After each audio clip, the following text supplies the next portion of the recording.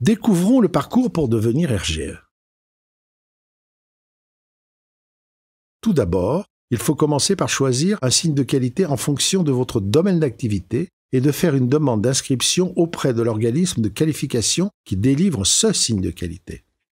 Ensuite, la partie la plus importante du parcours consiste à constituer un dossier d'inscription. L'entreprise doit remplir les conditions suivantes. Nommer un ou plusieurs responsables techniques et fournir la preuve de leurs compétences. Pour cela, le responsable doit suivre des modules de formation FIBAT ou bien des formations spécifiques pour les énergies renouvelables ou encore certaines formations équivalentes comprenant un contrôle de connaissances. Présenter des chantiers de référence réalisés dans les 2 ans précédant la demande de qualification. Pour chacun des chantiers, il est nécessaire de renseigner des informations techniques et de joindre éventuellement des photos, des plans ou autres documents ayant été utiles lors du projet.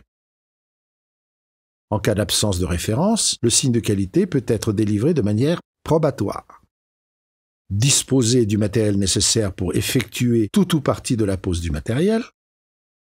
Disposer d'une assurance correspondant à son activité. Enfin, présenter des éléments administratifs justifiant que l'entreprise est bien à jour de cotisations sociales et de TVA, mais aussi des éléments comptables comme les bilans. Chaque organisme de qualification communique par son site Internet pour vous expliquer la marche à suivre.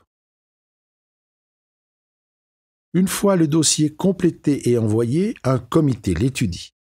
Le temps de traitement du dossier varie en fonction des organismes de qualification, de 4 à 8 semaines généralement. Si le dossier est conforme, le comité délivre la qualification. Une fois la qualification délivrée, l'entreprise est RGE pour une durée de 4 ans. Chaque année, l'organisme de qualification procède à un suivi annuel qui consiste à vérifier que le responsable technique fait toujours partie de l'entreprise et que les données administratives, comme l'assurance et les cotisations sociales, sont à jour. Dans les 24 mois suivant la qualification, l'organisme de qualification effectue au moins un contrôle de réalisation sur chantier. Ce contrôle a pour objectif d'évaluer la conformité aux règles de l'art des prestations réalisées. Il permet aussi de vérifier la clarté des devis de l'entreprise, notamment au niveau de la prestation des performances des matériaux et du matériel proposé. Le contrôle vérifie aussi que l'entreprise a bien assuré son rôle de conseil auprès de son client. Par ailleurs, un volume minimum d'activité est requis pour conserver le signe RGE. Au moins 2 références tous les 2 ans. En fonction de la qualification choisie, il existe certaines particularités, comme par exemple l'obligation de posséder un logiciel d'évaluation thermique pour devenir éco-artisan. De même, selon les signes, des services sont aussi inclus, comme par exemple l'accès à des bases documentaires ou à des supports d'information. L'entreprise se renseignera auprès des organismes de qualification pour être informée officiellement des particularités de chaque signe.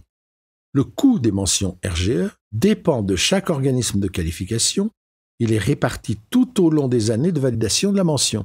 Il se compose des frais administratifs pour le dossier d'inscription initiale, des frais de contrôle de réalisation sur chantier et des frais liés au certificat et renouvellement annuel. Au total, pour une entreprise qui ne dispose d'aucune qualification avant la démarche RGE, ce coût représente en moyenne de 250 à 320 € hors taxes par an environ et module en fonction de l'effectif total de l'entreprise. Les organismes proposent généralement des tarifs dégressifs pour les entreprises souhaitant cumuler plusieurs signes de qualité. Par ailleurs, les formations sont payantes, mais peuvent être prises en charge en tout ou partie par les organismes collecteurs de formation professionnelle. On retiendra que le parcours pour devenir RGE est relativement simple et que c'est surtout la constitution du dossier qui demande le plus de temps et le plus de rigueur. La désignation et la formation du responsable technique, ainsi que la présentation de chantiers de référence, restent les 2 points essentiels permettant de valoriser les compétences de l'entreprise.